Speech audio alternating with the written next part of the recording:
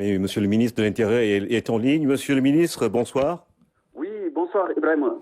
Alors, une information a circulé un peu partout pour dire que le leader de PASTEF a été arrêté par les forces de défense et de sécurité. Est-ce bien le cas?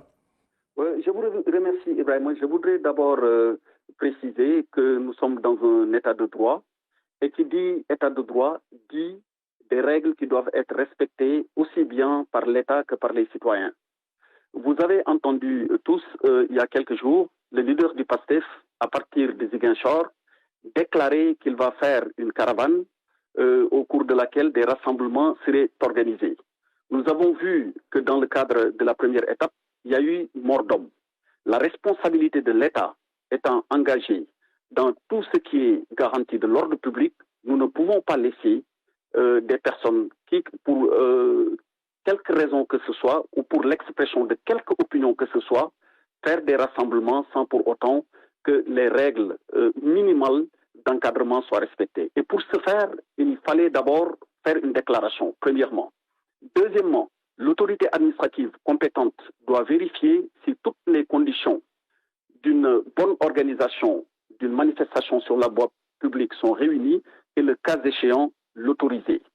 Et troisièmement, il faudrait, dans le cadre d'une enquête administrative, que le déclarant lui-même veille à ce qu'il n'y ait pas de trouble à l'ordre public. Toutes ces conditions que je viens de décrire ne sont pas réunies pour des processions de la nature dont a voulu qu'ont voulu organiser donc le leader du PASTEF et ses partisans. Pour toutes ces raisons, j'ai sorti hier un communiqué pour rappeler les règles qui gouvernent la matière. Malheureusement, on a vu que donc militants du PASTEF ou bien leurs leaders persistaient dans cette voie. Et on a vu les conséquences que cela a entraîné. Il y a eu mort d'homme à Kolda. Est-ce que l'État va rester les bras croisés pour constater des morts ou bien des blessés, des pillages ou des dégradations de biens appartenant à l'État ou bien appartenant à des privés? Mais la réponse ne peut être que négative. Pour toutes ces raisons, que ce soit le leader du PASTEF ou un autre leader, si une violation est apportée à la loi, l'État a le devoir de mettre un terme. C'est dans ces conditions précisément que décision a été prise que s'il y a une intention de faire une procession, que nous y mettions un terme dans les formes appropriées. Et on a pu, de ce fait, encadrer le leader du PASTEF jusqu'à son domicile où il a été déposé. Voilà ce que je peux donner comme éclairage sur le sujet. Alors, il n'a pas été en prison comme certains l'ont déclaré. Au moment où nous parlons, il est à son domicile. Mais je dois aussi faire une précision supplémentaire.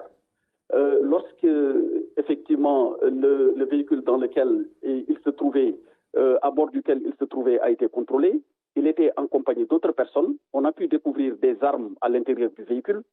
On a pu également découvrir des lance-pierres et puis des billes qui peuvent être utilisées dans le cadre de manifestations contre les forces de défense et de sécurité. Mais pour revenir précisément à votre question, non, il n'a pas été arrêté, mais il a été encadré et conduit à son domicile. Alors, Ousmane Sonko donc est bel et bien chez lui au moment où vous nous parlez, Monsieur le ministre.